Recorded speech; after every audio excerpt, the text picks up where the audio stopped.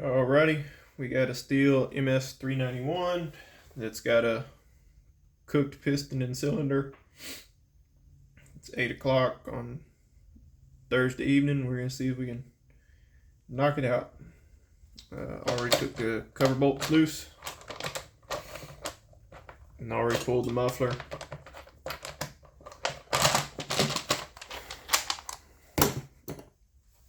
Gonna set the cover to the side so we use it as parts tray.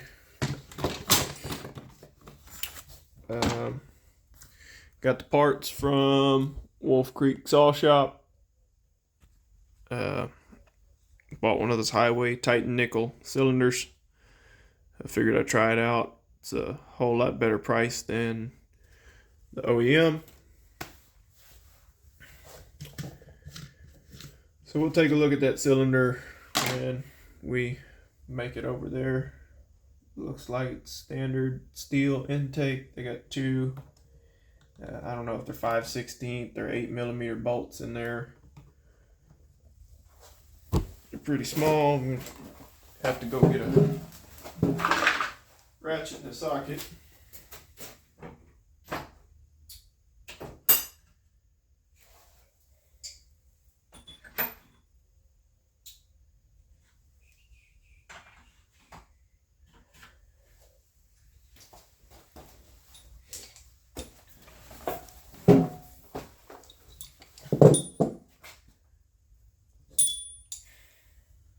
Don't know if that's going to have enough depth to it.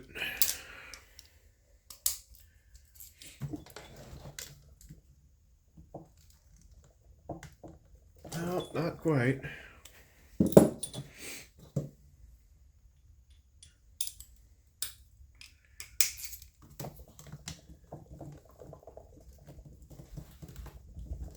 Just barely got that one.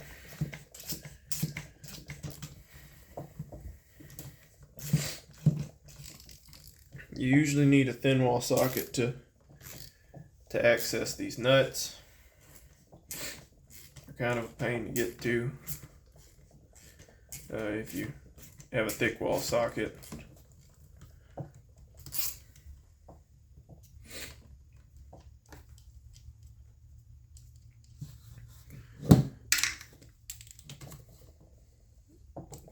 Just like that one.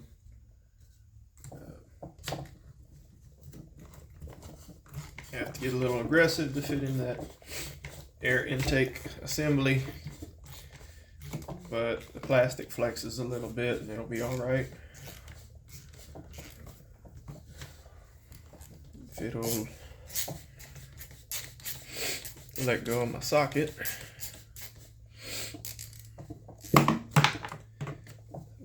Didn't quite get it off.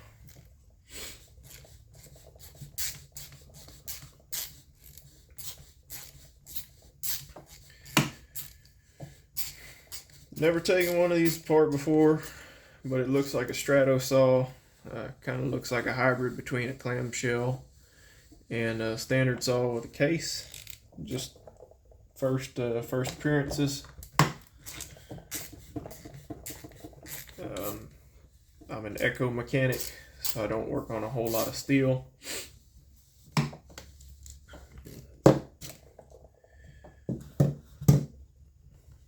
So we'll see how this goes.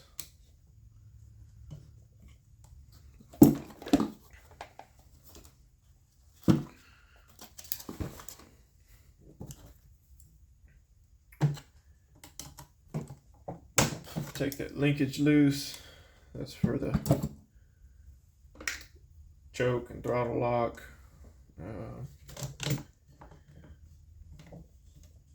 This air intake body has some There's a few strange things about it. It's also got some wires connected to it.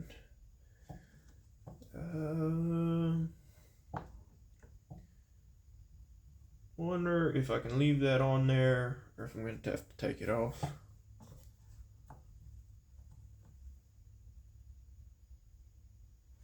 Looks like this one comes off fairly easily. Have a connector over here, gonna pry up on it while I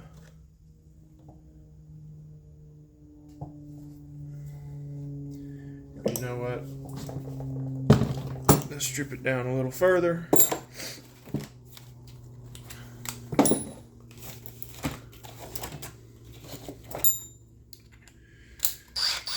Most all of the Torx fasteners on Stihl and Echo saws are T27.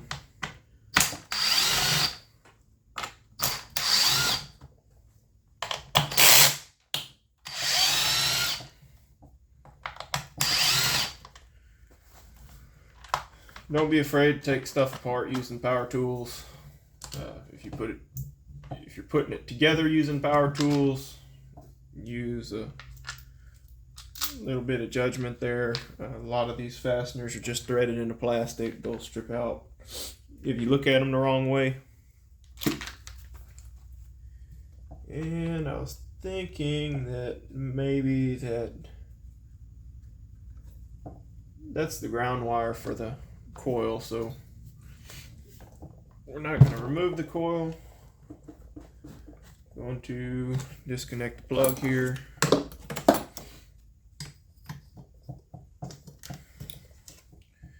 Pull the plug wire off to the side, and it looks like might be able to fish out this ground wire. If not, be able to fish enough through.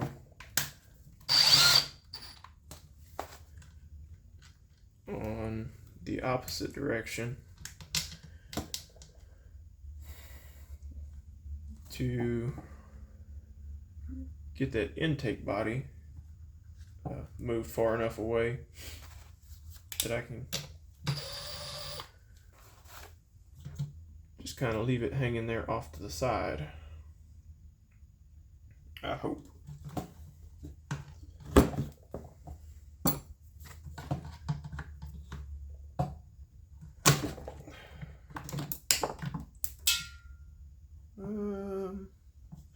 That was one of the two nuts that held the intake in. I guess I just never fished it back out of there.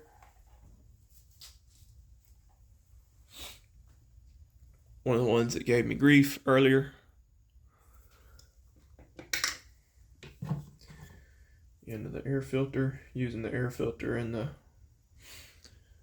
top cover over here as a parts tray.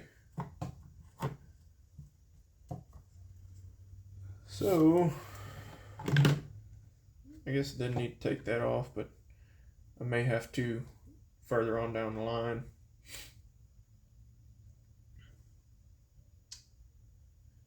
Just getting my bearings here, looking this over.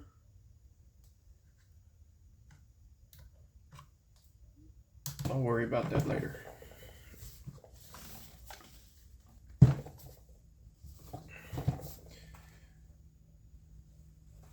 Looks like the best route taking the cylinder off is going to involve removing the handle of the saw. More T27 fasteners.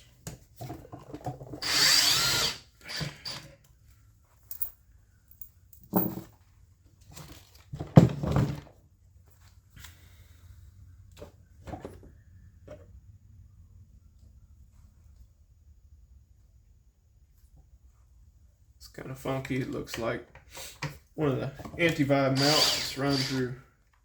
The chain catcher is bolted into this anti-vibe mount, and the anti-vibe mount is threaded onto the handle. So you have a mount here and this spring for the anti-vibe, then two more bolts threaded into plastic, and that's threaded in the gas tank. Trigger assembly. The oil tank of the saw is up in the case part of it. Oh, forgot I'm taking bolts out of here. And it looks like this is gonna just about have the whole handle removed. The handle and the fuel tank.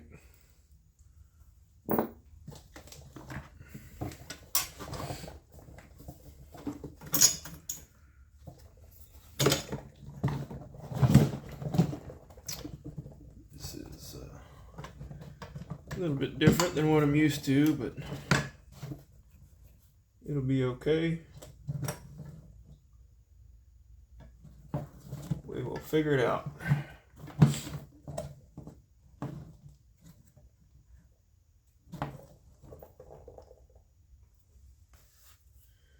We either figure it out or get enough play that we can remove the cylinder without having to remove the handle. No, proceeding.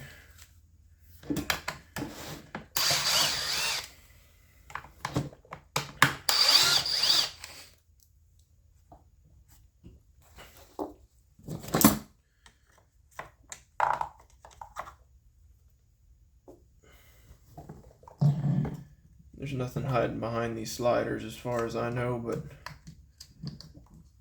on that top one they do cover part of this plastic cover, which is going to have the other fastener for that brake flag in it behind it.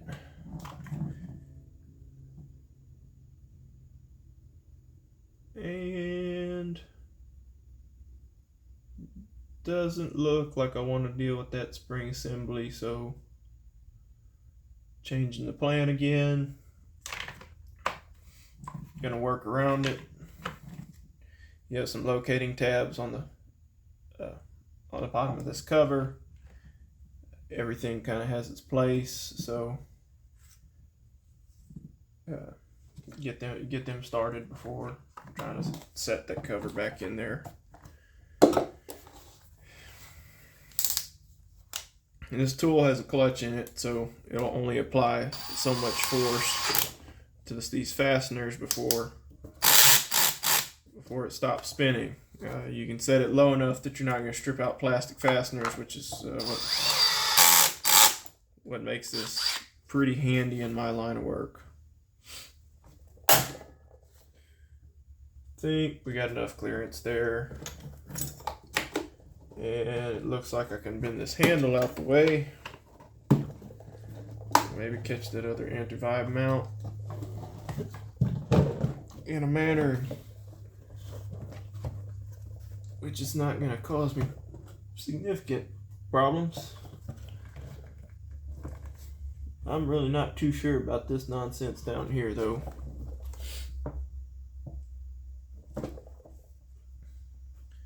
Looks like it may be fairly difficult to fight back in there. So we'll see if we can do this without having to pull the crank out of this engine or so. It's just a little engine in a frame. And spewed gas all over the place.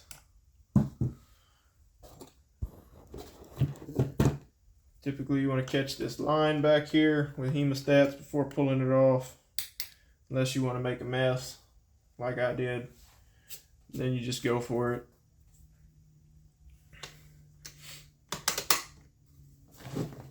Fairly interesting throttle linkage. It looks like it turns. Most of them push forward or push down on a lever or something, but that's the first time I've seen one like that.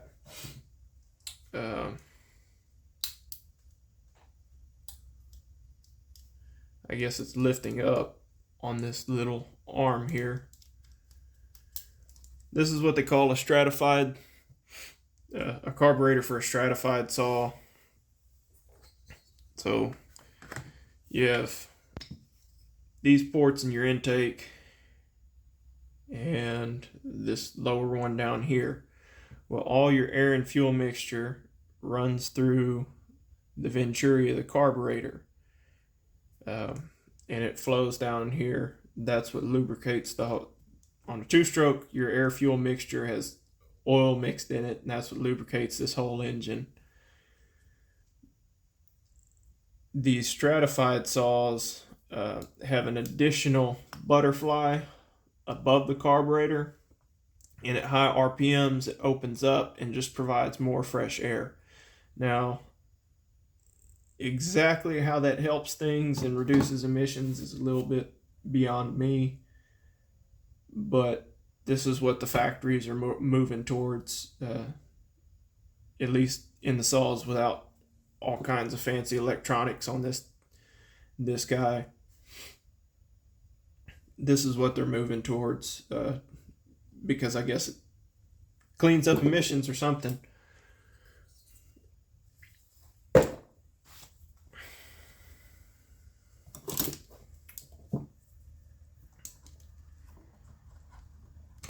Move that fuel line out of the intake boot. Gonna pop that throttle linkage off the intake boot.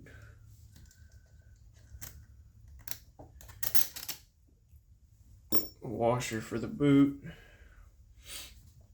And then I'm guessing this block assembly comes out if you press the boot in.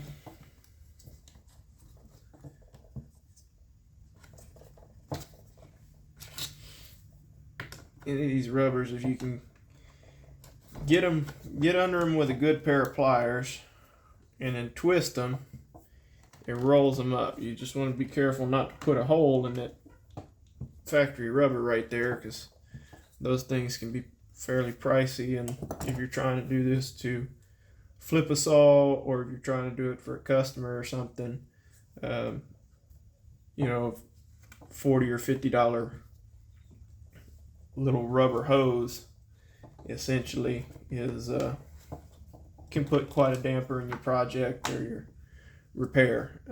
It may not put that much of a damper in your repair, but your customer's not going to be happy when you tell them, hey, I tore an intake boot, so now you got to spend money on more parts. It's just sort of negligence on the mechanics end, and we like to avoid that.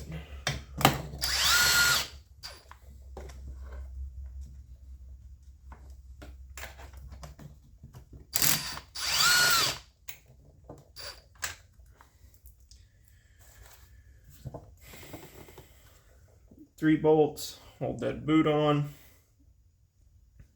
I imagine I'm going to have to pry on it a little bit. They usually stick pretty good. That wasn't terrible.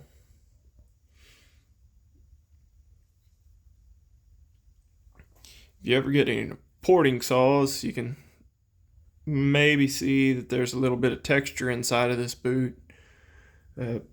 People do that on intakes. They say it keeps fuel in suspension. I'm not 100% sure, but enough people say it for me to believe that that's fairly accurate. And I don't think the factory would spend all the money, time, and research to figure out how to put those little dimples in this piece of molded rubber unless it had a purpose. Saw is fairly low on compression. We're gonna pop this spark plug out just so it doesn't pull any vacuum on the cylinder. And while I'm trying to pull it off, it's kind of gray and dirty. There was one in that highway kit, so we'll try that aftermarket plug, see how it does. Now, looks like this cover comes out, and I got two little bolts. They're not T27, so I'm gonna have to go to my tool set, dig around a minute. They look like they're maybe T20.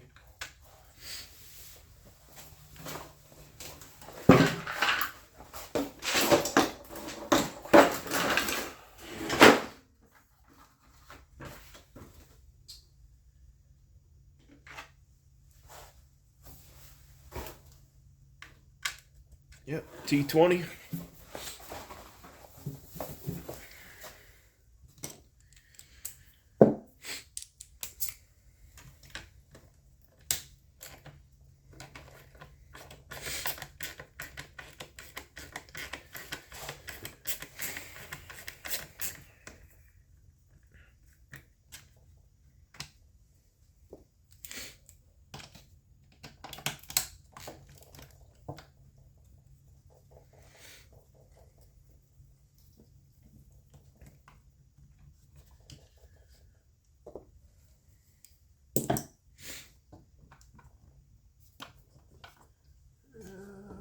else do I have? Okay, I got some piece that directs airflow off of the flywheel and into your air box. That also looks like it's got a T20 screw retaining it.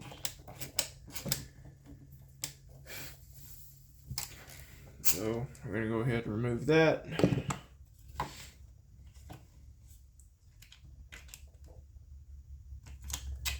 Looks like it's got some baffles in it. Oh, that's not a baffle, that's just a molded piece to direct airflow.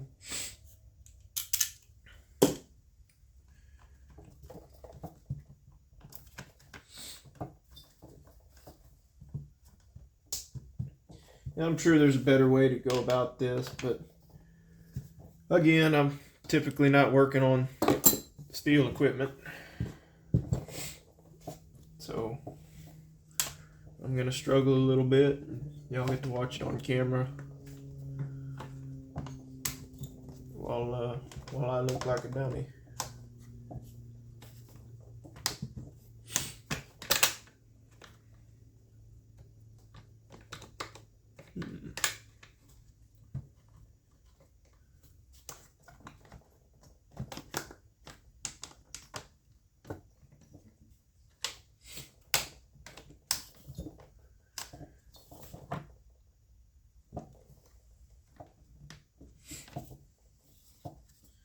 That's popping up. Maybe it just folds back. Yep, just rocks back. And you can fish that around without having to remove that throttle linkage. Typically try not to take apart linkages on stuff that I'm taking apart for the first time. And you want to take as little apart as possible whenever you're repairing or rebuilding something, just in the sake of time. Those of y'all that don't typically do this every day, just part of the trade.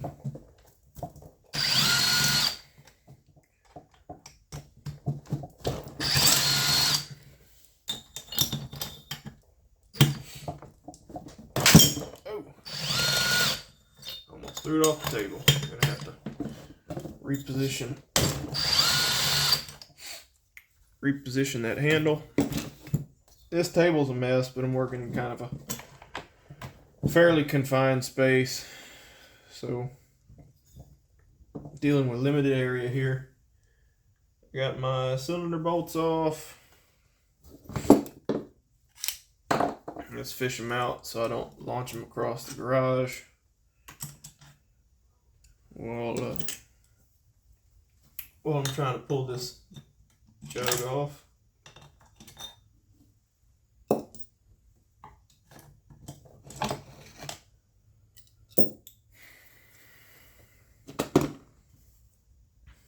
Then what would be a good way to pry on this? Try and pop it out of there. Looks like Stihl put a tab in under here for prying on. Not sure how much you trust that plastic case, but give it a little bit of a shot. Sometimes these cylinders don't take too much. Sometimes they're pretty stubborn.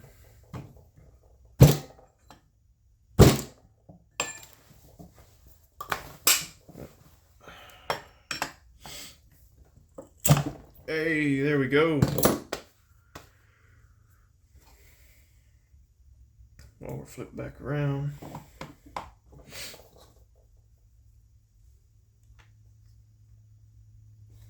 Put those sliders back in their place. From what I understand, this is a fairly low hour saw. It was kind of died in 1 to 2 scenarios. Either got run with the wrong oil and fuel mix, or it got run with an improperly sharpened chain. And we'll try and cover that in another video. Make sure we can still kind of see what's going on camera.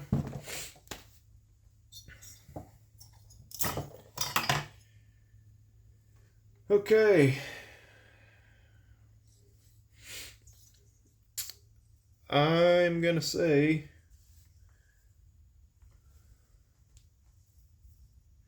I could be totally wrong on this, but based on the wear,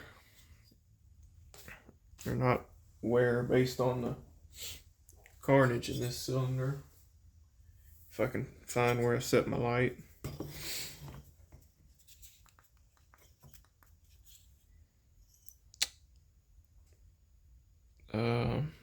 See if I can get a close up for y'all. All this scoring in there, not sure if you can see it, but I'm shining my light through the intake side, and you got scoring on the exhaust. Shine the light through the exhaust. You can kind of see scoring on the intake, maybe. Either way, it's scored up all the way 360. Fairly certain that that was run without oil in the fuel. Again, I'm not 100% sure, but that's what I believe it to be.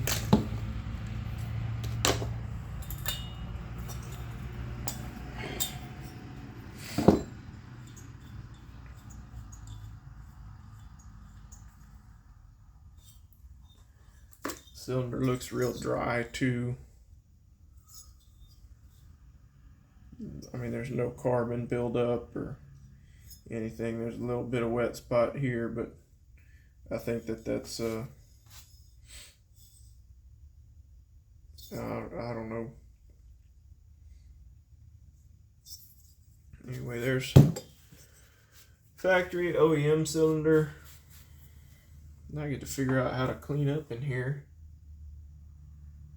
Scrape out this sealant. You should probably remove the crankshaft when you're doing this. That may not be too difficult to do.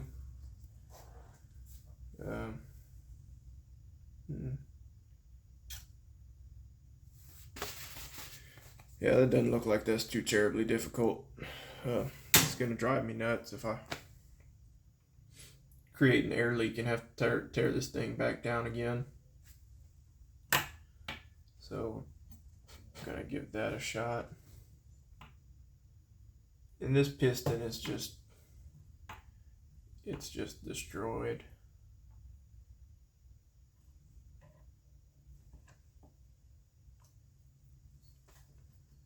Well, did I bring it impact?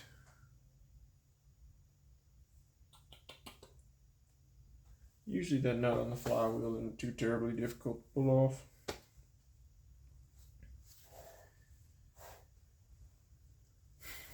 The clutch, on the other hand, that's going to be a different story.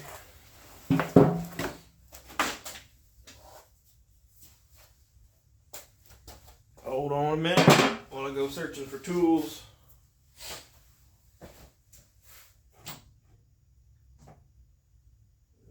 Yes, that's on this flywheel side, line 14.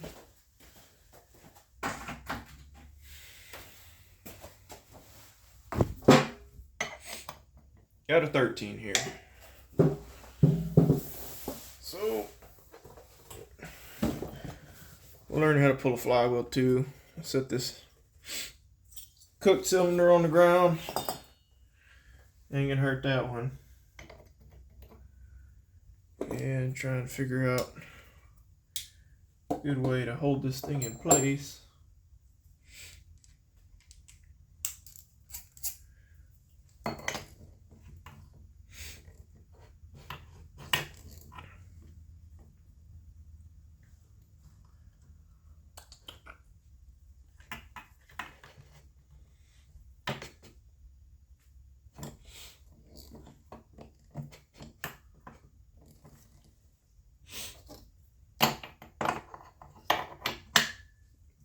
Not a factory recommended way to removing a flywheel nut, but I'm not going to hurt that piston, and that crankshaft is probably forged steel.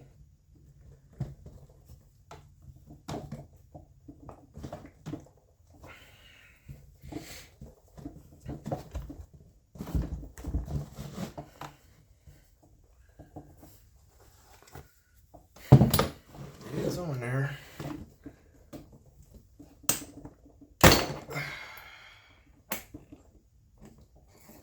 Took that nut loose.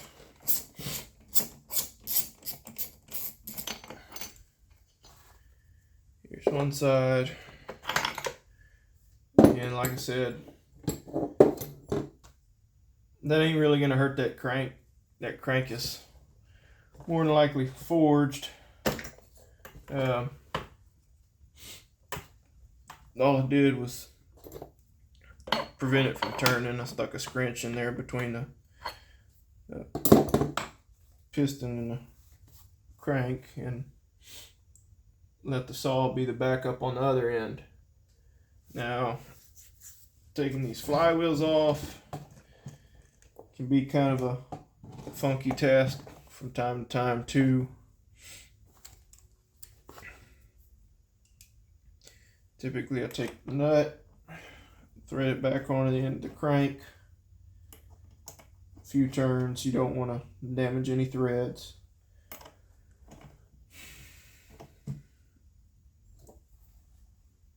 Stick some sort of prying tool. This is definitely not recommended by the factory. And flip it over. Wonder if y'all can see it. There.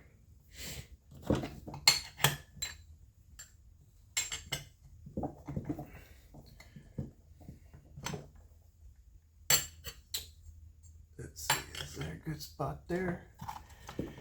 Yeah, that feels like a fairly decent spot. Just want to get a place where you can kind of get a wedge in there, turn, and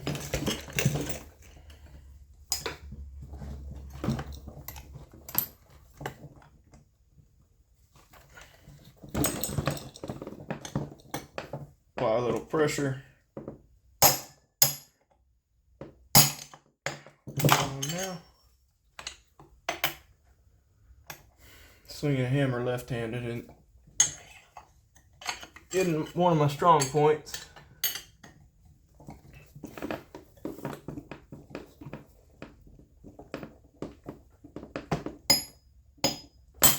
There we go.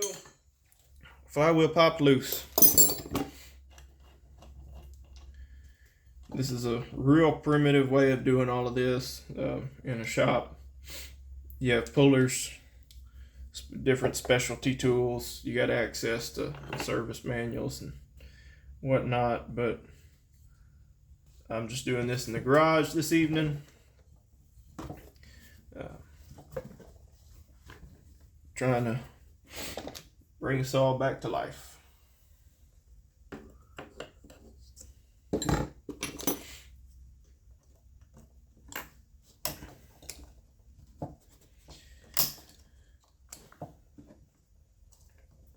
Pulling everything apart on the clutch side. Try and get, first step is getting your circlip off. That's the little piece that holds that big washer over your sprocket. A lot of times that'll get sent flying across the room, so pay attention on how you remove it. And this band is the clutch brake is on. Or the drum brake, sprocket brake, chain brake, whatever you want to call it. It stops this from turning.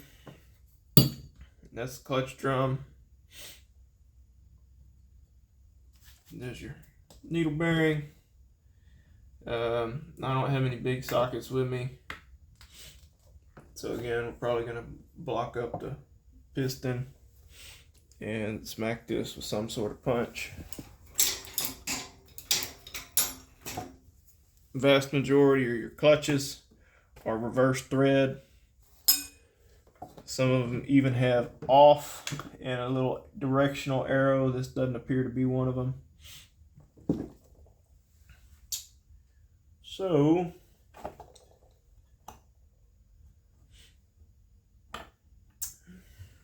still got bearings holding it in place.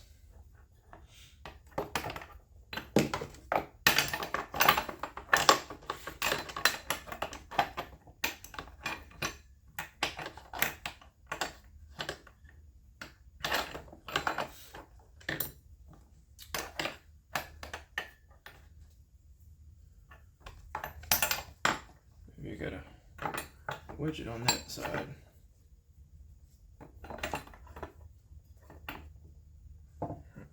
That's wedged in there now.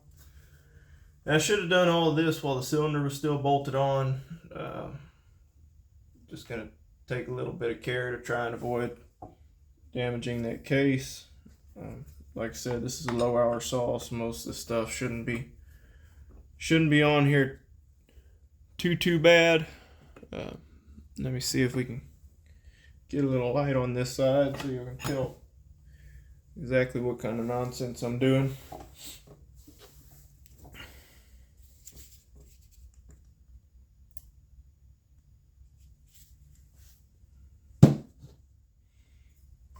When I hit this, I'm sure that camera's gonna go flying off the table.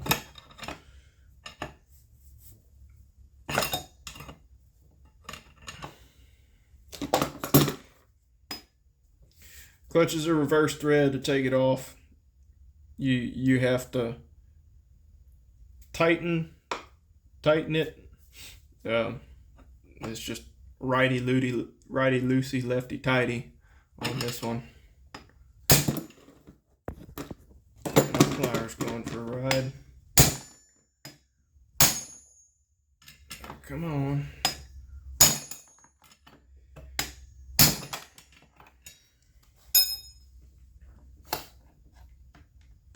Don't have anything hurt back here yet.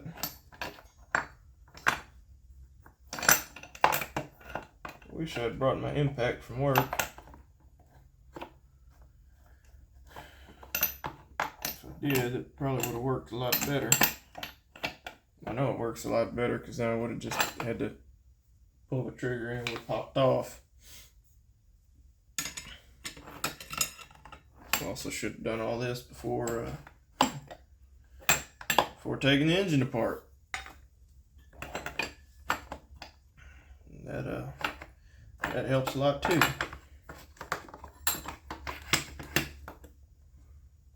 There we go. Wedge in place again. Try and catch the corner of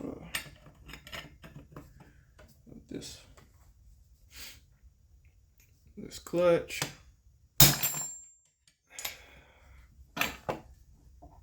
I just can't get this thing off.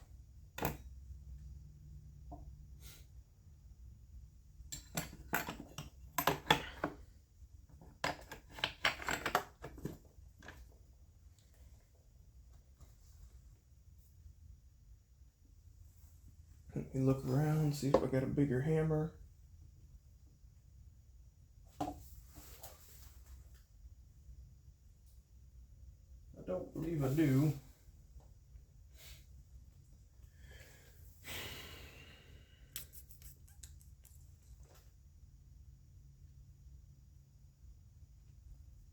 I don't think I have an impact driver. I'm gonna pause this and look around, see if I can dig up an impact driver. Yep, anyway, I'm back. Had to do some fairly naughty things to get this to bust off, break loose.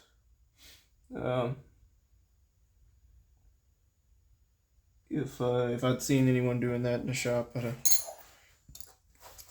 had to have a conversation with them. But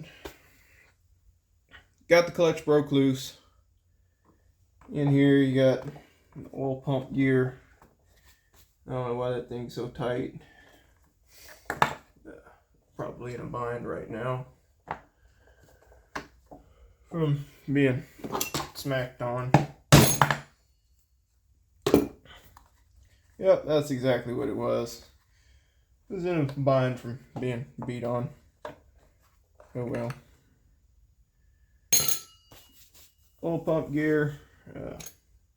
This little piece, see if we got you on film. This little piece catches in clutch drum, and when the clutch engages, it opens up, forces on the inside of that drum, and gets it to spinning. That's what makes chain turn. And this rotates because it's out there caught in that little notch. Now, don't know if the crank will lift out of there or not, or if I gotta pull the oil pump and take the bolts out, because it doesn't look like it's gotta be centered super specially or anything like certain saws. Oil pump bolts. You can at least pry on the oil pump a little bit. Now, crank is out, and you can see I broke the piston trying to take the clutch off, but it's not like I hurt it super bad, any worse than it was. At this point, with all this scoring on them, I'd say that more than likely the saw was run with straight gas. Usually if they get super hot, and the exhaust side's going to wear real bad first. Got a little bit of dirt going on this thing.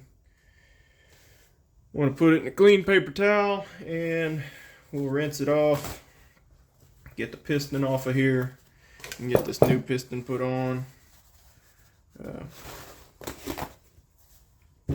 Also going to wipe out the crankcase a little bit, and this is strange, new to me. Pretty lucky I didn't hurt anything in the case while I was hammering on it. And it is just, I mean, this is just gas, residual gas, residual oil, and wear metals from whatever caused that.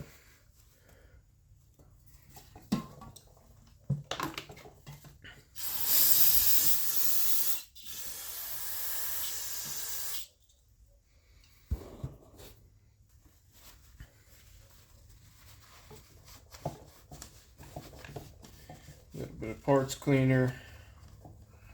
Start wiping all this stuff out. And this saw is fairly clean. Like I said, it's a low hour saw.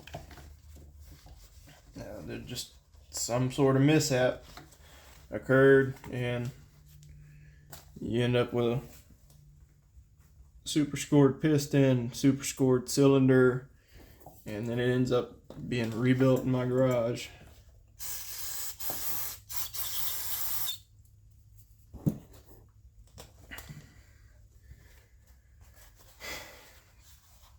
Not gonna lie, shop labor rates are kind of high nowadays.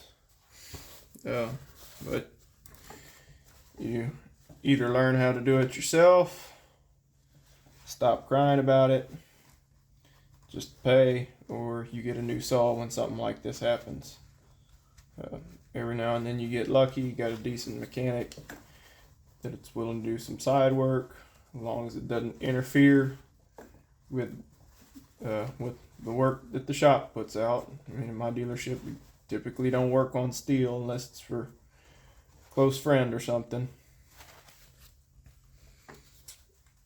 And I'm gonna get some Q-tips and come back. Got my Q-tips so I can get into the creases in this case.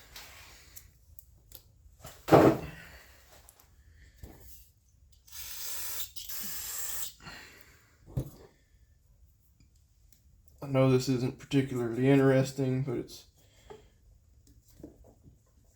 pretty crucial at this point. Make sure everything's clean. Last thing you do is want to go through all this effort of rebuilding something and then running a bunch of dirt or debris or whatever trash is left in there. You don't want that going back through your machine, especially once you put new parts into it. It's just pretty.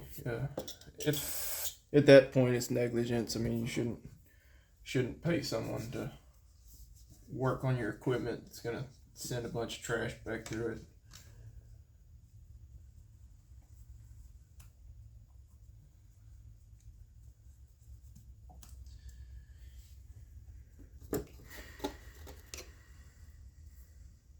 Pretty cleaned up. Now we take a fresh razor blade, scrape off all this sealant. I believe Stihl uses a sealant called Durco on most of their crankcases.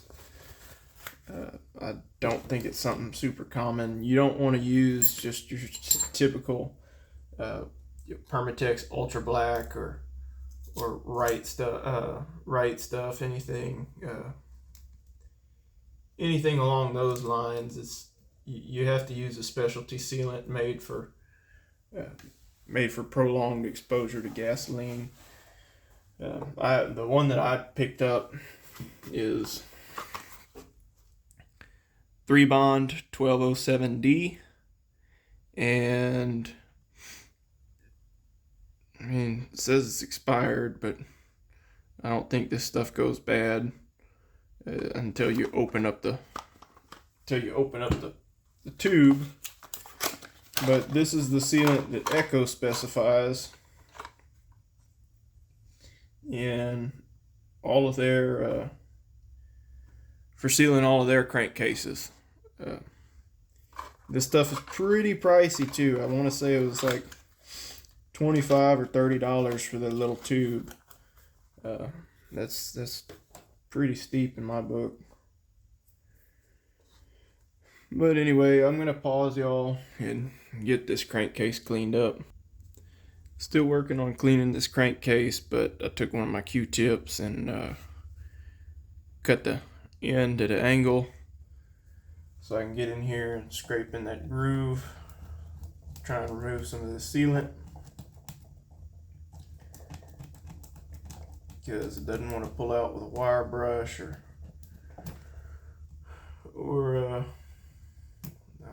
wire brush or razor blade.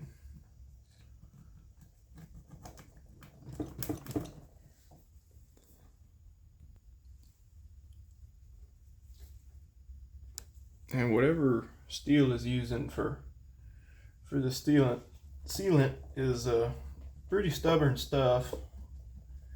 I know this is still pretty fresh, I guess, but it is adhered on there really well. I'm still just working on cleaning it.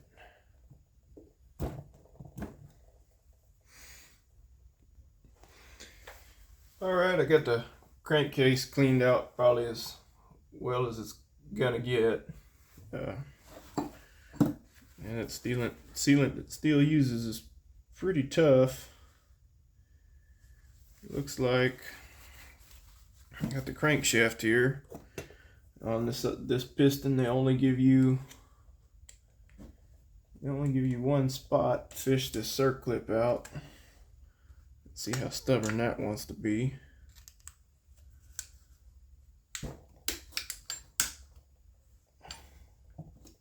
I think it's gonna be pretty stubborn.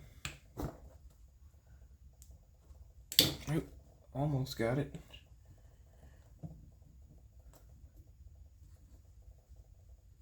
And there we go. Typically don't want to reuse these circlips. They hold the pin in the piston. Toss them in the trash, especially if it's something that's seen an excessive amount of heat. And I might not be able to get this one out. Sometimes you have to heat these pistons to get these wrist pins out.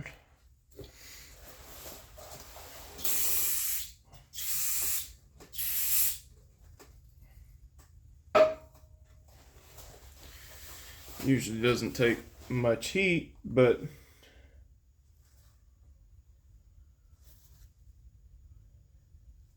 I don't think I have anything that's going to produce any heat at the moment.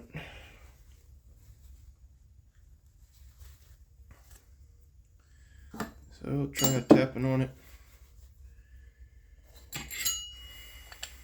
And a hammer and a scratch.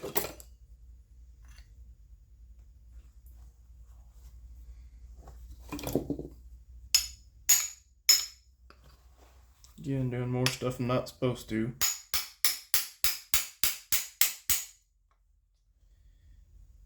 Getting somewhere.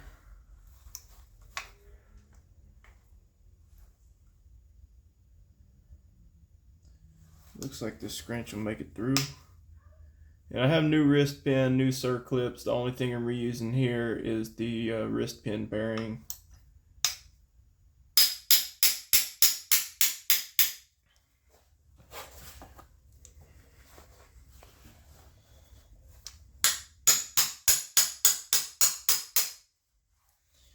And it went through.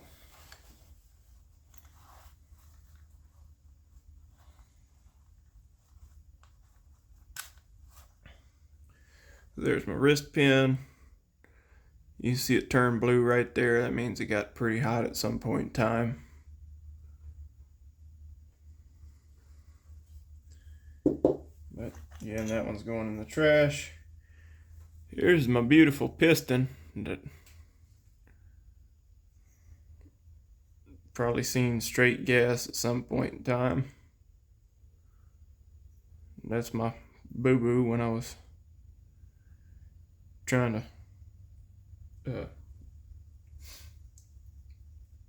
knock the clutch off, but it's pretty obvious we're not reusing this piston anyway, so if I hurt it, it didn't matter.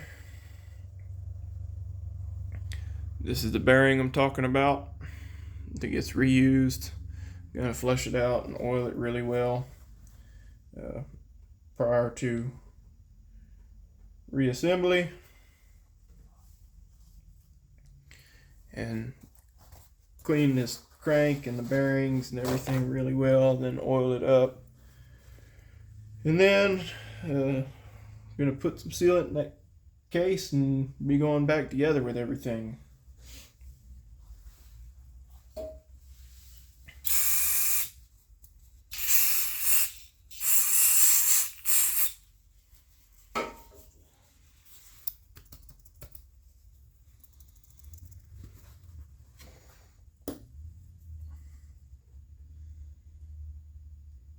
I've already cleaned up the crank pretty well off camera. Just gonna wipe it down real good one more time. I think there's a little more sealant that I can try and get off of that crankcase before I reapply and dive back in there.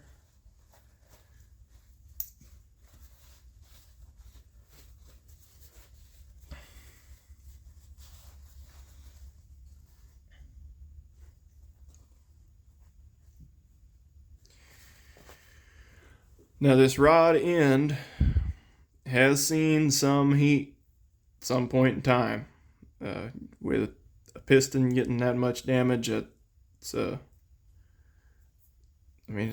understandable that it's had a little bit of heat to it, but I don't see any wear, and I don't think that it's been hot enough to try and replace a crank, especially with it being low hours. I'm sure it is weekend. If it was a high rod build, yes, you'd want to replace it, but with it just being going back into service, no, I don't think that needs to be done.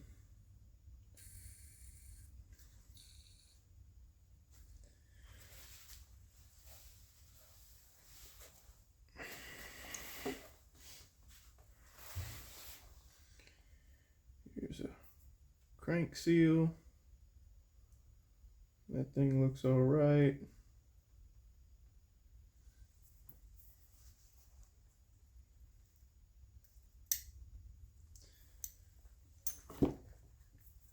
Try and get that last little bit of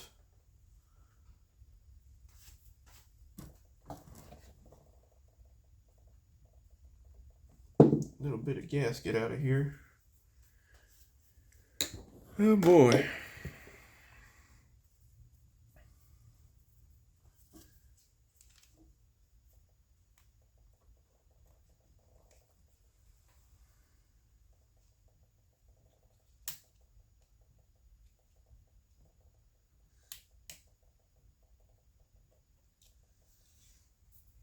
That.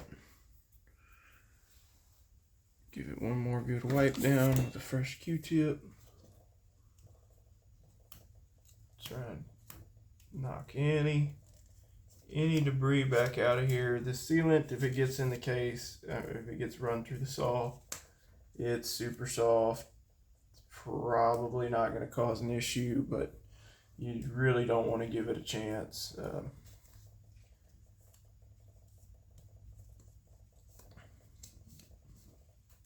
One of those things where you don't know, but you'd rather not find out.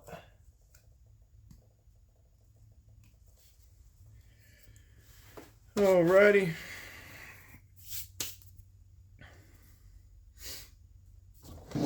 Set that off to the side. Get this clean towel over here. And work on putting the new piston on.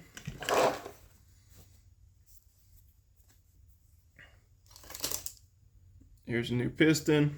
It's got a little bit of a pop-up in it. Not 100% sure if that's going to make that big of a difference or not on all your saws. Exhaust points to, the arrow points toward the exhaust side. All of this strange shaped stuff points toward the intake. This is Strato saw. It's kind of out of my typical lineup. I'm not 100% sure exactly how all of that works. Still learning. So, didn't say I didn't want to know how it works, just that not 100%. Anyway, that was one of the crank seals.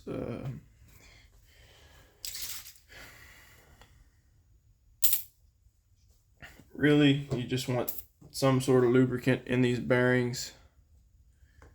You're going to wipe it off of the face of the crank seals after all of this anyway, because they have to seal on that case and they have to have a clean surface for the sealant to adhere to.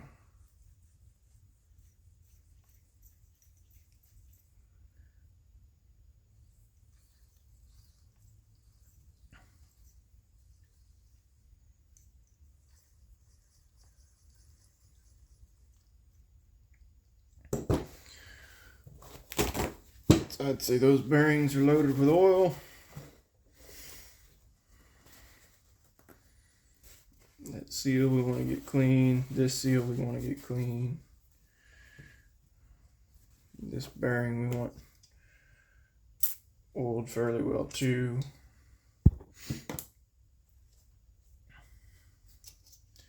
These aren't really directional, so just whichever way it came in. You can try and keep it directional, but I've not seen any issues with that. This is oriented the same way it would be in the saw, so we know the exhaust is facing me right now.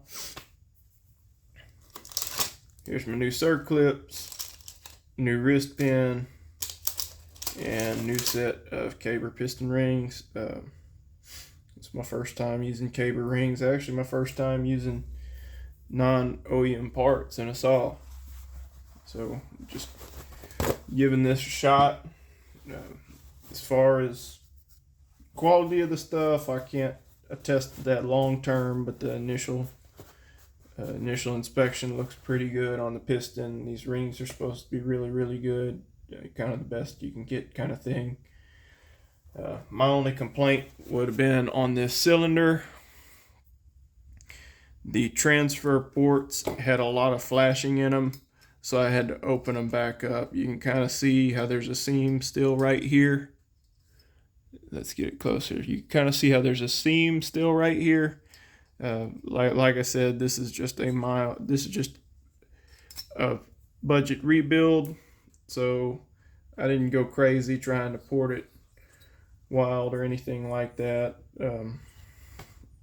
This is just getting thrown together as is, other than me cleaning up that flashing and deburring the ports.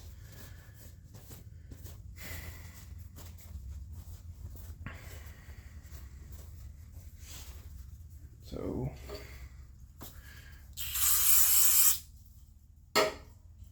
time to wipe down the outside of these seals. If the inside lips of the seals are wet with oil, that really don't matter that much.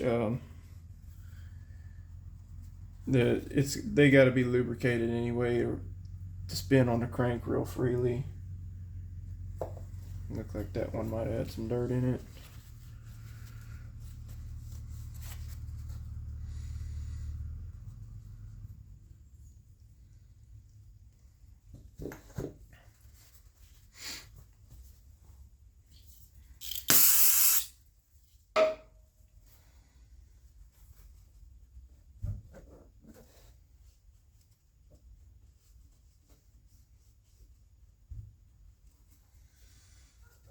I think this seal is full of oil because it's spilling out over the edges as I'm trying to wipe it down. I still have the bearing in that small end of the connecting rod, so I want to be careful not to drop it on the ground while I'm fooling with this crank.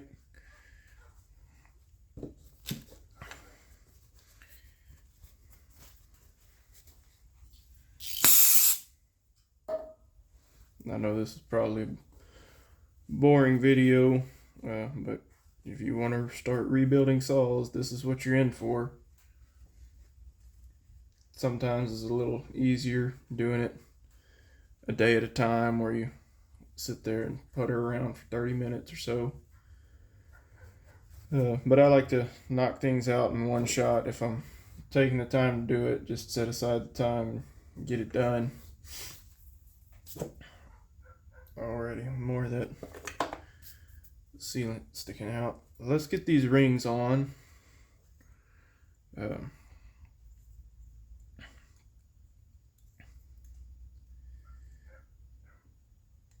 just be careful. Work them over the edge of this piston. You know, they're got little sharp corners on them, so you don't want to let them gouge up the piston too bad, or poking your finger. Sometimes that can happen. It's not super fun. If you got fingernails, I clipped mine today, so can't really do it on a camera, but you can shove them over the ends of this ring and spread it a little bit. You don't want to spread the ring too far, otherwise it'll break. It's a little thin piece of, I don't know if it's spring steel, some kind of hard metal, and it's fairly brittle. You know, if you pull them out too wide, they'll break. Well, now you're waiting on parts again. No one likes waiting on parts.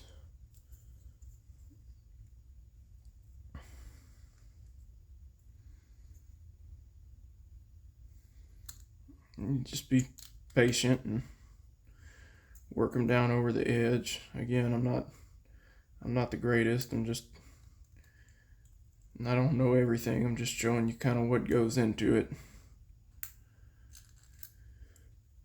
And you can get ring expanders too, or like pliers to do it.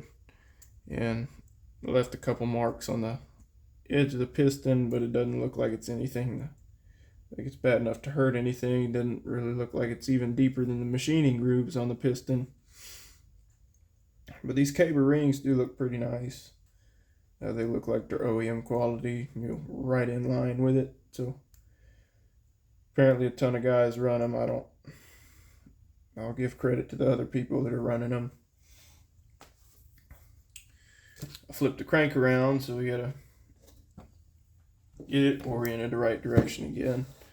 You put your piston on backwards and you're taking stuff apart and doing things twice again.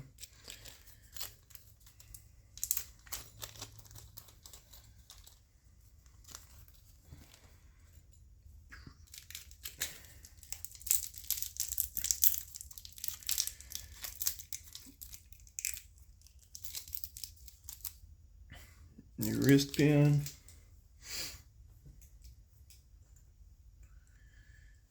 Get the piston lined up. Put a little lubricant on that wrist pin too. And for the 2 strokes, the assembly oil, I'm not super picky. See, this wrist pin just slides in real nice. It's not press fit or interference fit like that one in the OEM was. But I'm not too picky about assembly lubricant on the 2 strokes. I typically use 2-stroke oil. I just don't have a bottle here at the house right now.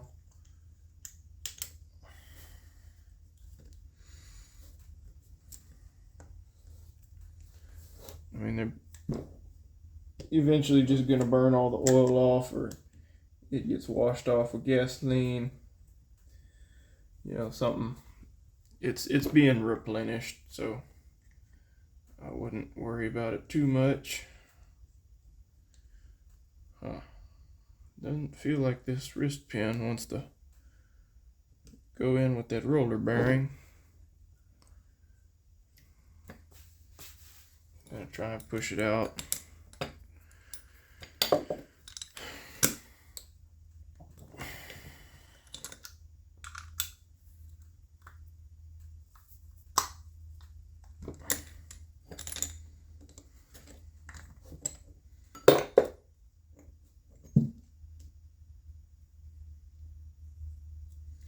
Maybe it did wear directionally.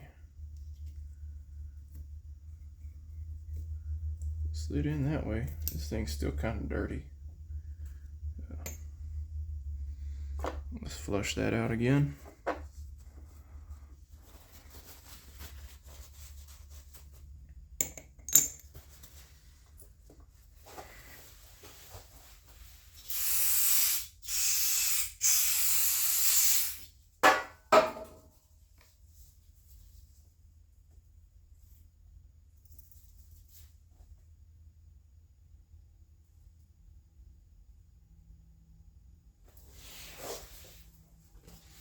Alright, take 2. Lubricate bearing and the wrist pin.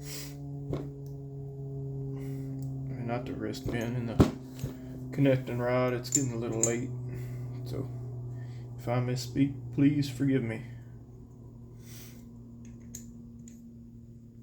Get that guy started there.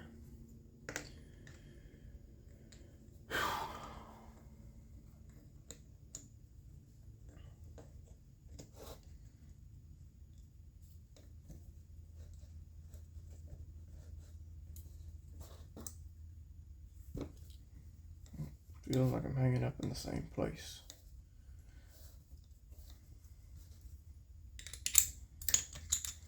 Let's try flipping that bearing around.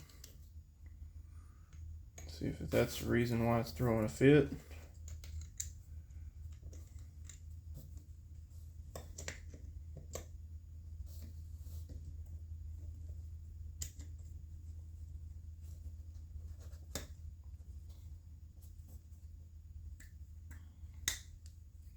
Might have been it.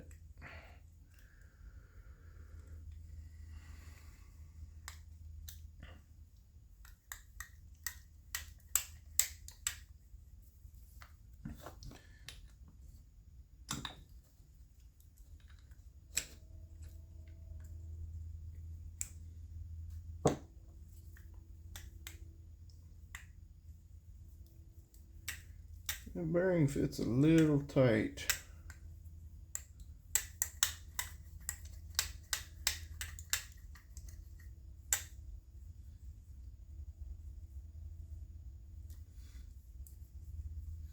I don't if that's a tolerance issue or it rinsed clean that time, so I don't think there's anything stuck in it.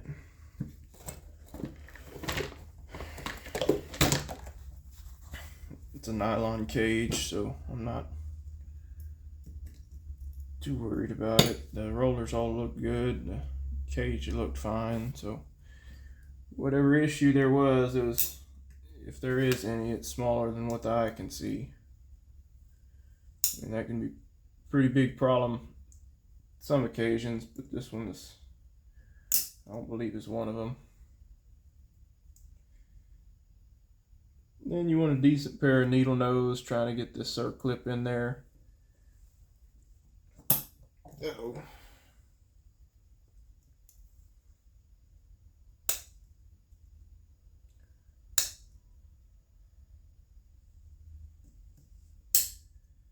Dang it. I have another pair of pliers over here. Doesn't look like it. Thought I did. Guess I'm wrong.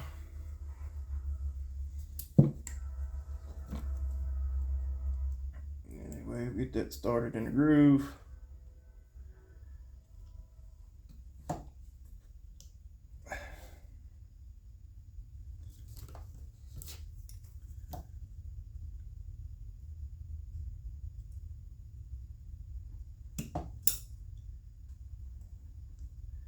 And you want to make sure that clip sits in this little groove just the way it's supposed to. And then you're going to push that wrist pin back in there. Go after the next one.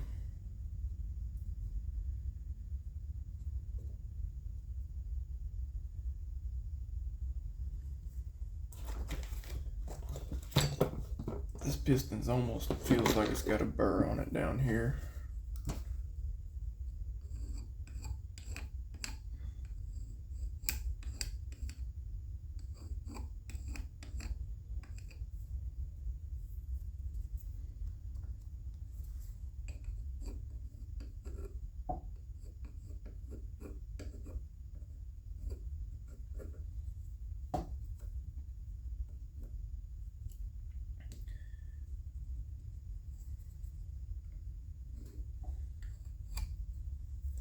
I'm just back dragging a carbide scraper across that edge. It felt like it had a burr. Seemed like the piston, either the piston had a tight fit or the bore of the cylinder had a burr in it yesterday when I was test fitting everything. When I was cleaning up that cylinder too. So I think the easiest way of doing this is going to be to get the piston, rod, crank, everything shoved down in this cylinder, have my sealant applied, and then apply it in the crankcase. And I think once it's all down in the cylinder, the tension of the rings will hold it all into place while I drop it down and bolt it onto the case.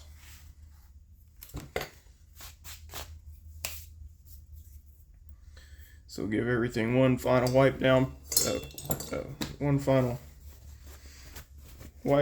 before reassembly begins. Actually, before I get too carried away, you do want to lubricate your bore before putting your piston in.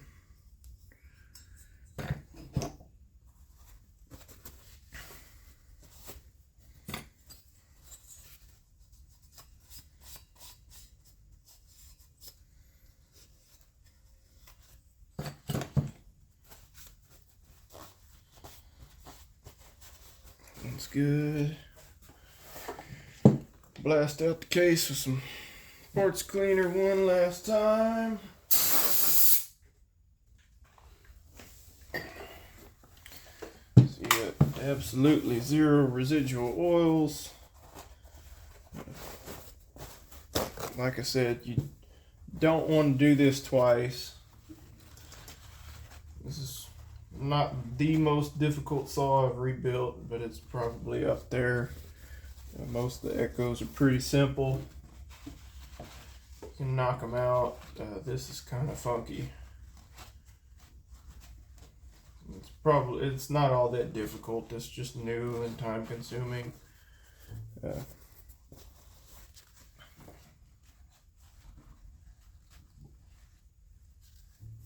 I'm sure that there's a better way to do this. I just don't know it.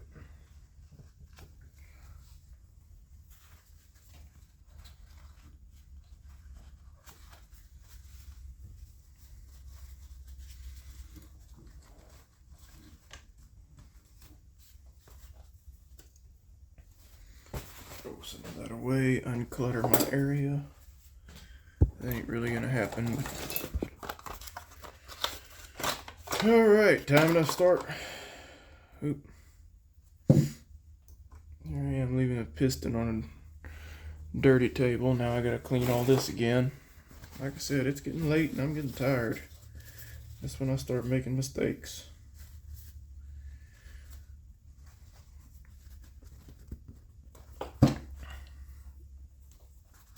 Wipe down the seals.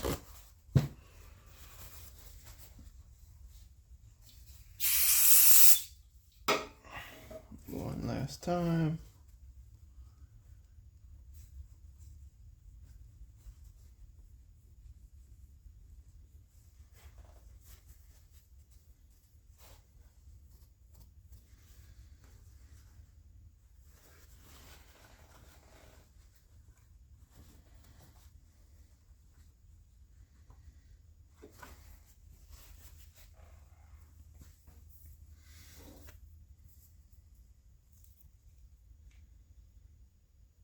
Alrighty. Moment of truth on whether this stuff's actually out of date or not.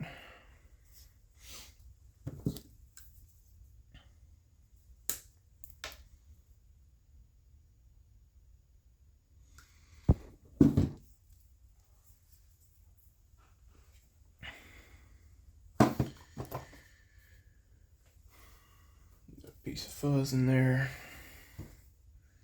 You want just a light film on this silicone.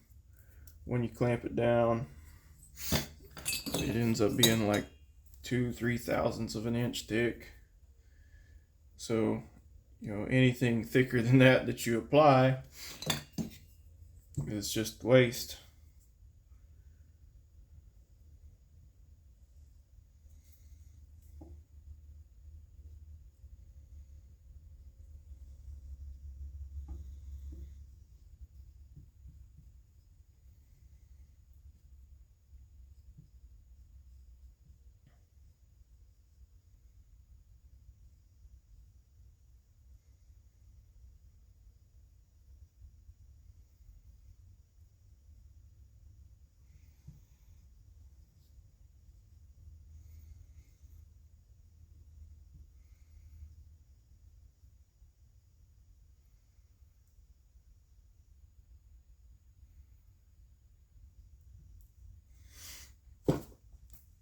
Smooth it out a little bit with my finger here because I got a lot, some areas, not so much in others. Nice even coat is all I'm shooting for. On saws with a machine base, not these ones with the bearing pockets, I'll use Hylamar Blue. It's I've had excellent luck with it so far. It's oil and fuel resistant and it doesn't really harden up. It's just tacky and it seals surprisingly well.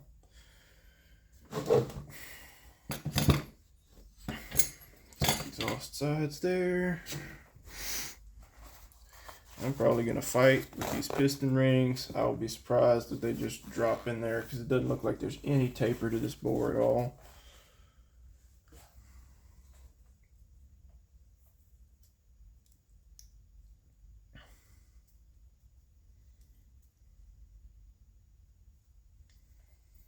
Exhaust sides here. am I doing? Put this on backwards? No. I just need to flip around my cylinder is all. So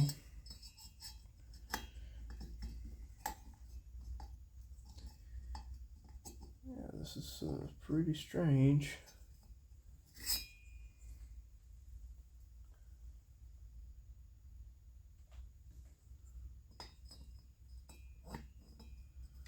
Kind of makes you wonder if they got a tool for this you're supposed to use.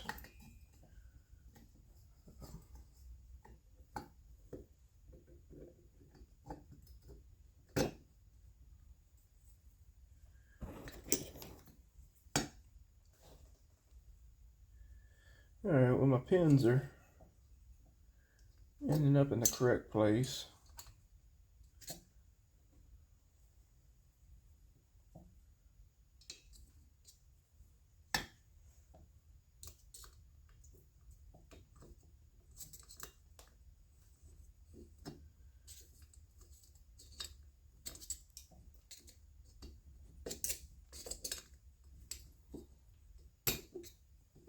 I think I got that ring in. Whew, man.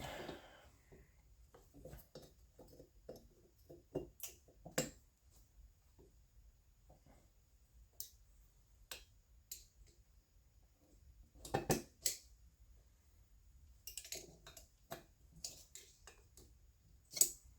wonder if that's what all that flashing was for, if that was the taper to help you install the rings. I don't think it should be this difficult. I'm not even sure where I'm getting hung up here. Oh, there we go.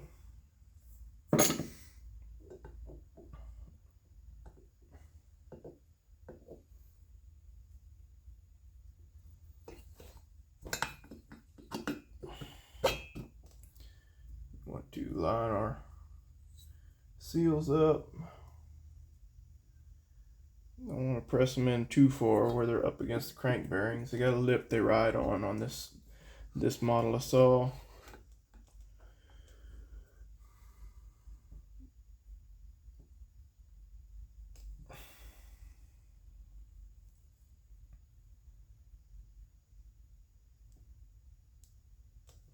All right.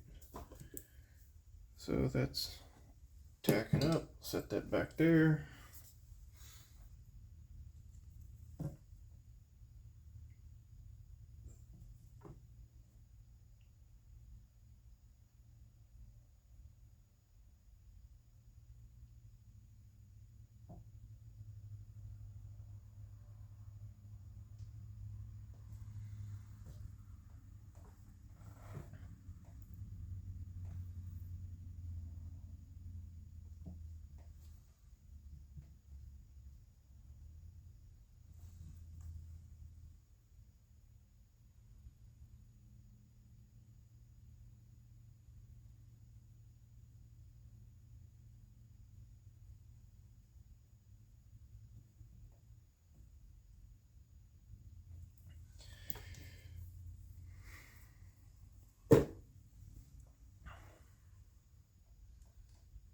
Smear that through that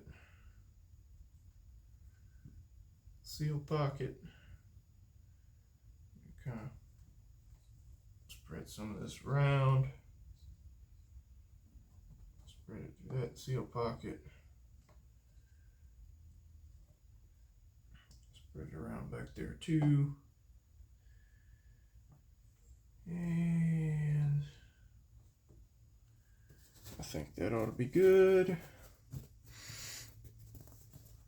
Both surfaces have had their sealant applied.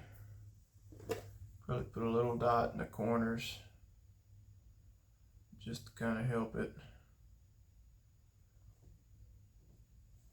in case I messed something up.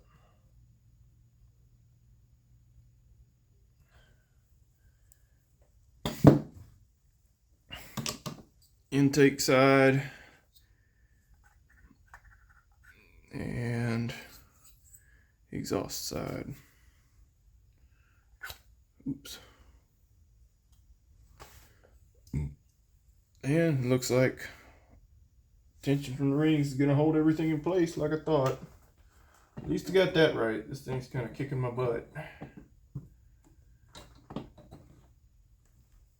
Now, how on earth do I fish it all back through there?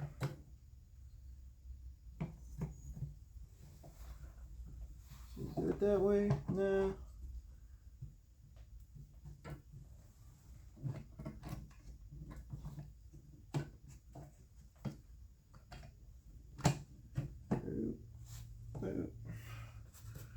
Might be getting close. Oil pump hanging up. And what else is hung up? I feel like I just need to push it. Maybe that was the wrong move.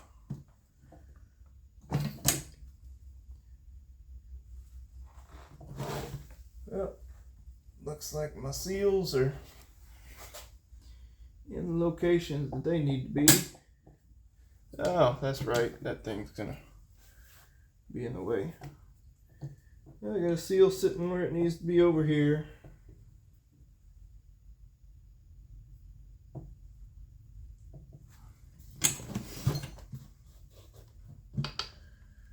Got a seal kind of in place over here.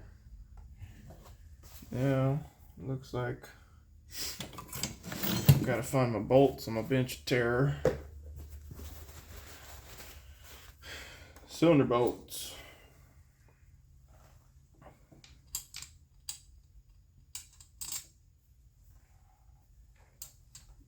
Drop them in place.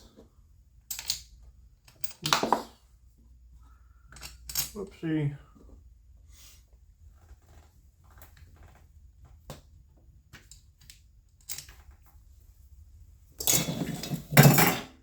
There go my pliers. Don't know what the actual torque spec to this is.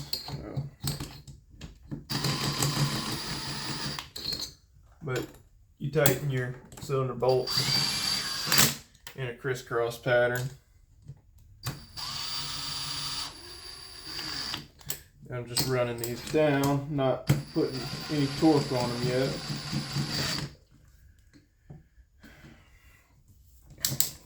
Usually like to torque stuff like this in steps, so I'll set my gun at 4.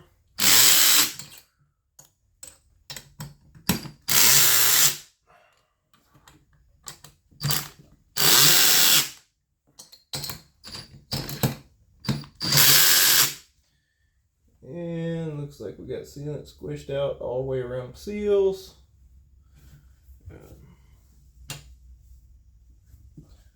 Both sides, seals look like they sit in pretty even. If your seal sits crooked, it's going to wear unevenly, and it decreases the life of the repair. So I'm just going to give them another probably quarter turn, whatever they feel like they got.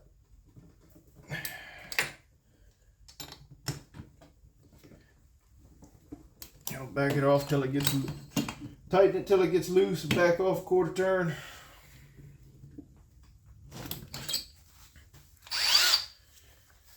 So I think that's got it. Cylinder and piston are on there again. So let's start in reverse. I believe these last two little bolts, no, those are from that intake horn. These two for the oil pump.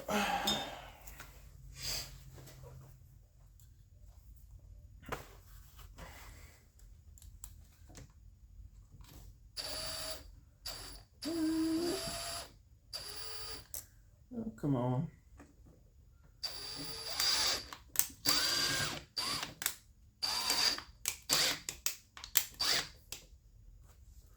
Like I said, I start getting tired, start making mistakes. And then we get bolts running crooked. I think I made it past the crooked spot. Yep. Straighten back out.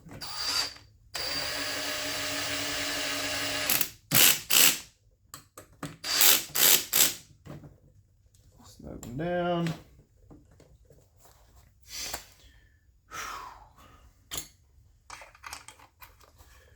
Oil pump gear, threads in there, nice, just nicely. Put the decompressor back in the cylinder.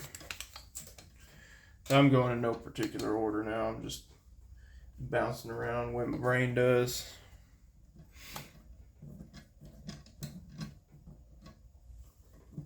Oh, that doesn't feel like it wants to go in there. Might not. What am I looking for? Scrunches. Over here. Small side of your scrunch also fits your decomp valve. Nice to know if you're stuck in the field and you got to change one out or put a plug in. Sometimes these things fail. They'll leak, or the worst failure is if it drops down into the motor. If the little tab on the end, button on the end pops off. That's the last thing you want to happen. It destroys the motor.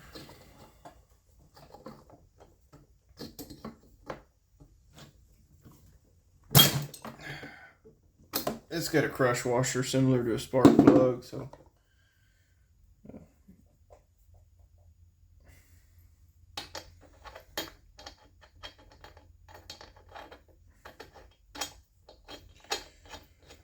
just throw that factory plug back in there for funsies.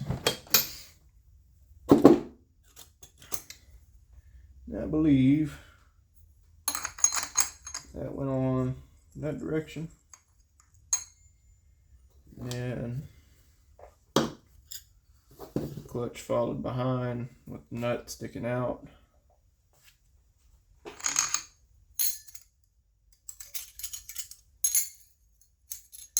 It's definitely going to sit like that because it's got to clearance these little tabs here.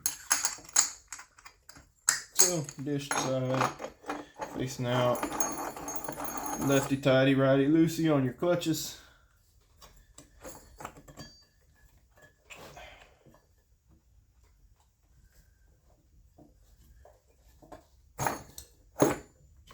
And back that off and put it on a few times.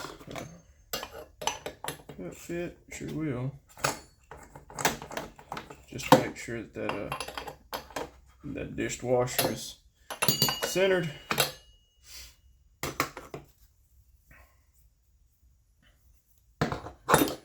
Since we got a plug and a decomp valve in there, I'll give it a few taps with a punch to tighten it back up. Since I don't have a punch, and it's gonna be a bad tech here and use a extension.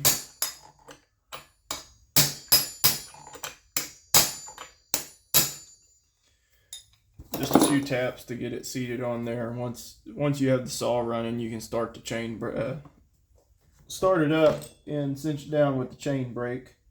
Now remember, we got to line this tab up with that little wire hanging out of here. So you got to hold it in the light and look for it.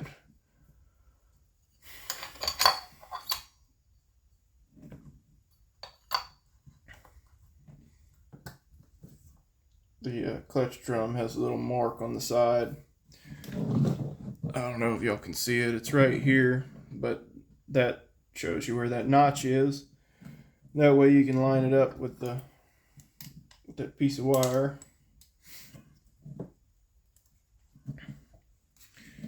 Then we got your circlip.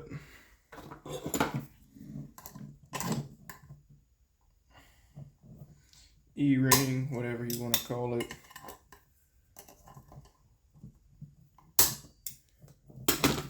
Clutch is on.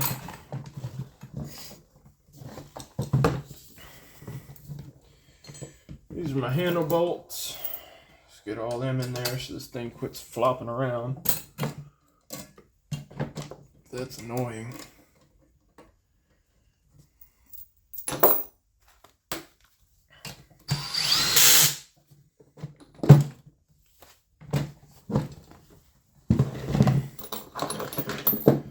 All these were plastic screws. They all were the same length, so it doesn't matter which these holes you get them in.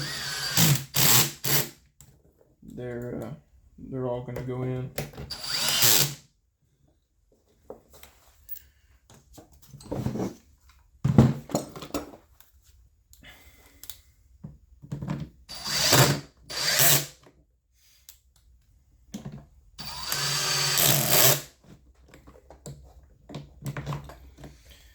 And the last one we had held the chain catcher, and that was a oddball screw. Looks like chain catcher has to go in first. It sits up under that tab. I can't tell if that catcher's bent or not. Some of them hang straight, some of them got a bend to them. Oh, that's a lot better, more sturdy, not wiggling around, wobbling all over the place again. Okay. Next thing I believe was box to our air cleaner, and we got to hold the trigger, get everything kind of where it goes before trying to snap it all back into place.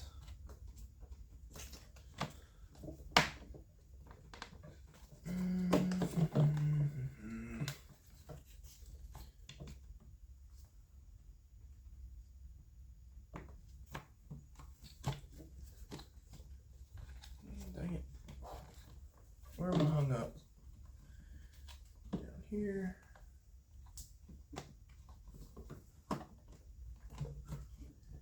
I guess all that stuff goes behind. Come on, dang it. Yeah, it goes back there. Alright. And then that was 3 little screws. One of them goes in this air horn. I don't remember. Don't know the technical term for that. Just calling it an air horn.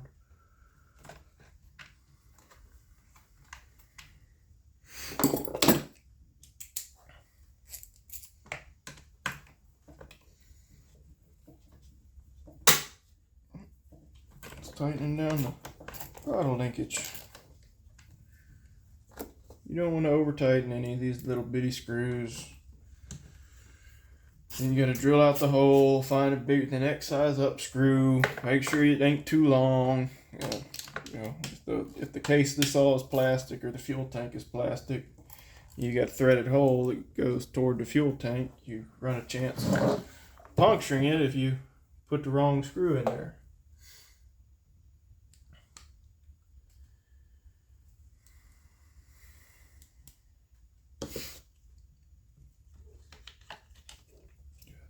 Air horn.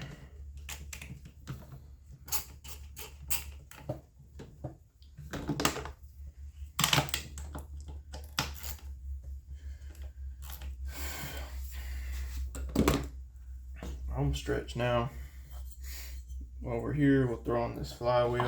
It's got a notch in the crankshaft and a key in the flywheel. It has one nut.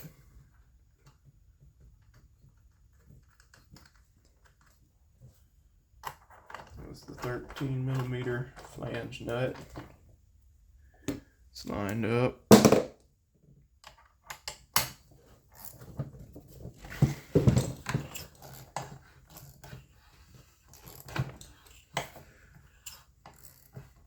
Gonna have to remember to come back to that one too.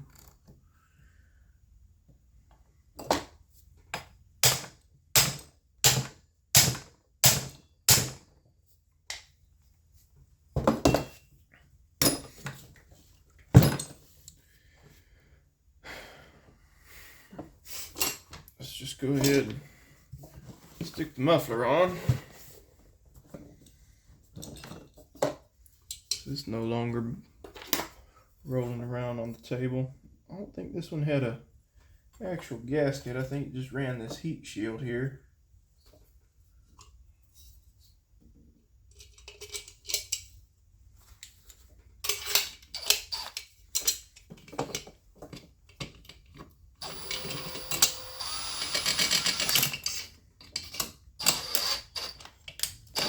What we got going on there? Sounds like it didn't run in quite far enough.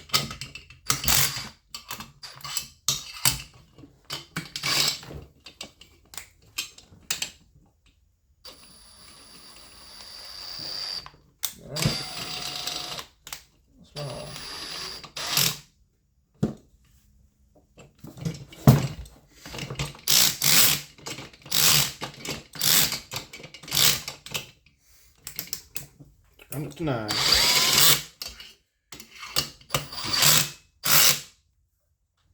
Alright, muffler's on.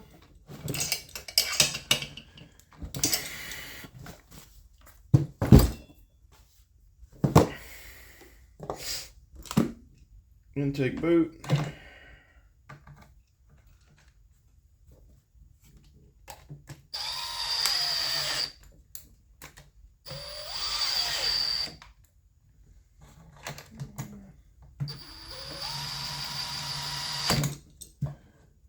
Went in like acting like it's supposed to. These are little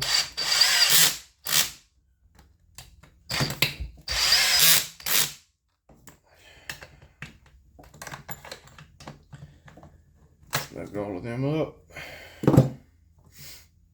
Then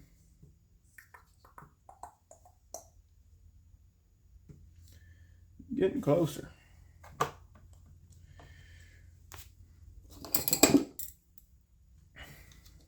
Remember, grab this, twist it up, grab it gently with a pair of pliers, hemostats, whatever, untwist it, and the boot pops in there. Same thing with the bottom one. Gotta twist it up, fruit roll up.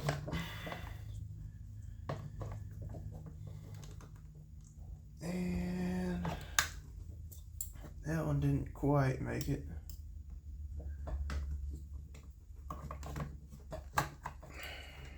There we go. We have our washer.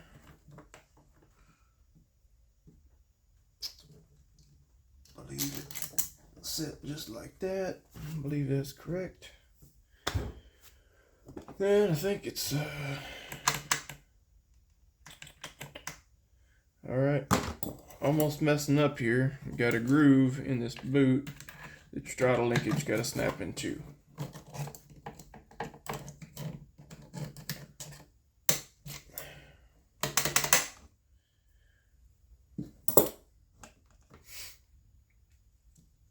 All of your choke levers, nonsense, sits on the left side of the saw.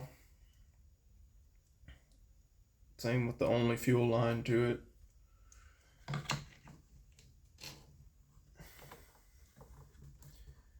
That line gets tucked through there. Actually, no, it's got its own little place in that boot. Shoved in. Just awesome. Put a hole in the fuel line. Calling it a video there, because it's not going to fire up. Well, it'll probably fire up with a hole in the fuel line, but yeah, I'll have to get one from the store.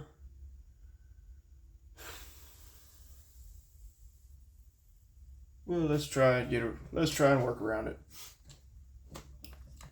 Pop this line off. It's already boogered up on that back end, so release the pressure from the tank so it's not spraying all over the place.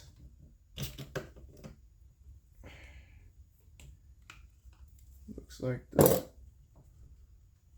Then we're going to clip this line right back here.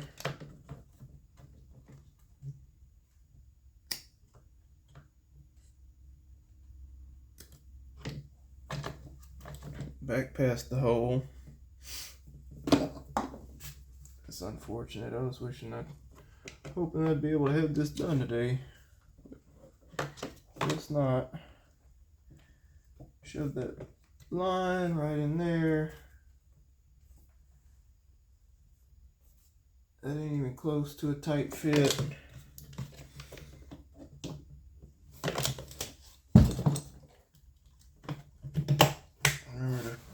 tighten the cap back on.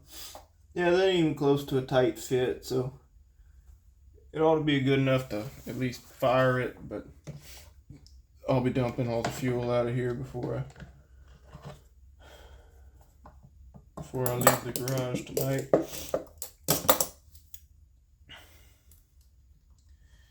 This wire clipped in right here.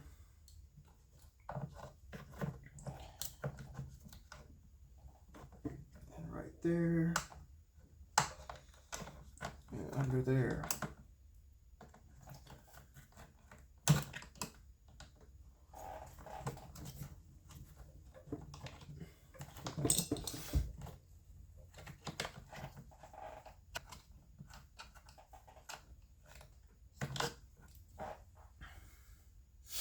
Yep, it's already leaking. But I got this far. I want to hear it run. Otherwise, I ain't going to be able to sleep.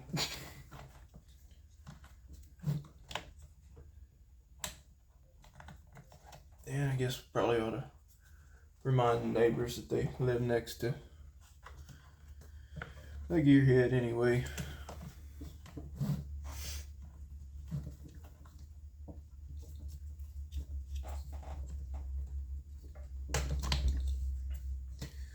All that pushed in. And we're supposed to have those two little nuts. That's all we got left is some nuts and a linkage. It went together a lot faster than it came apart. That ain't all the way in. Ooh.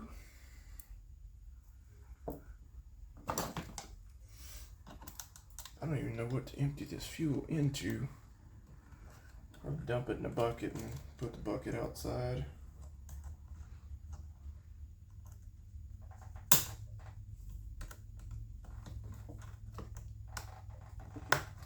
There we go. That's in its place.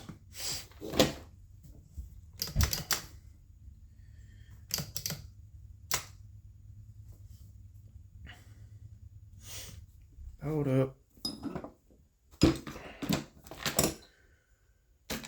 Got to mount the recoil, and I got one last screw to locate.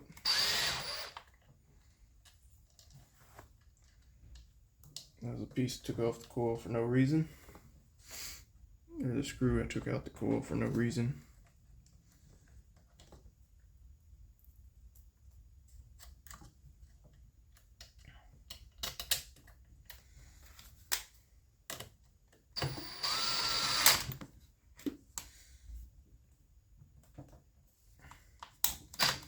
The little wire was in a bind.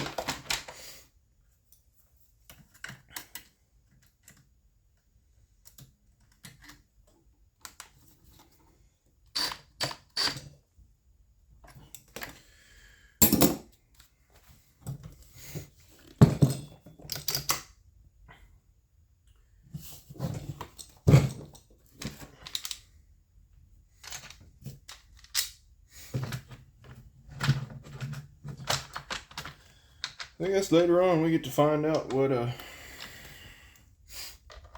takes to replace the fuel line in one of these.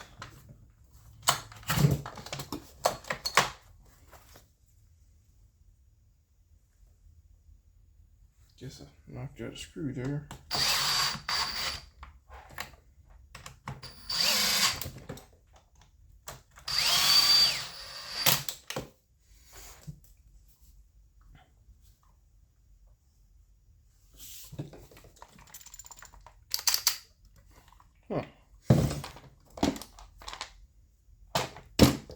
Missing screw. I'll find it later. These on real quick, and then we're gonna try and fire up. Tomorrow I'll fool with that missing screw and figure out a scenario with the fuel line and Trying to get it all knocked out.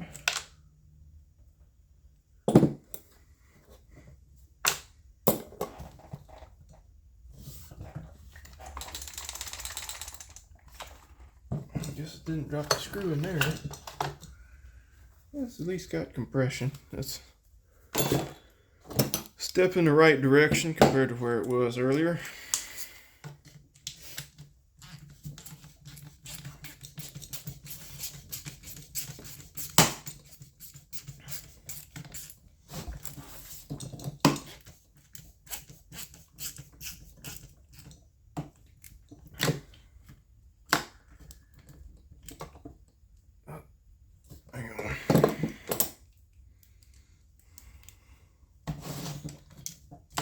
Uh-oh.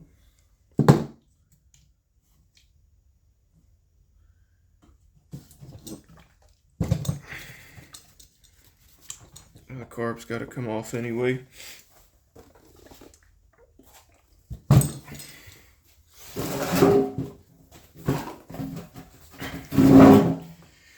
Yeah, I believe you got throttle lock, choke. That's going to have it set to on. Leg up over it.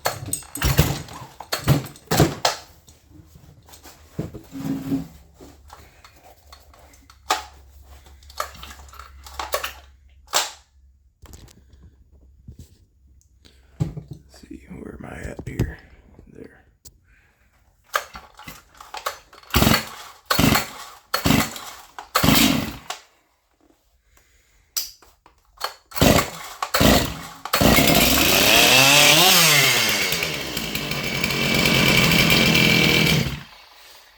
Alright, good enough for the night. Still got to get still have to replace fuel line, get that nut back on the carburetor, but all that's got to come off. The main issue is the fuel line and the screw that I'm missing, which I can find tomorrow. Thank y'all for sticking with me. Y'all have a good evening and a good night.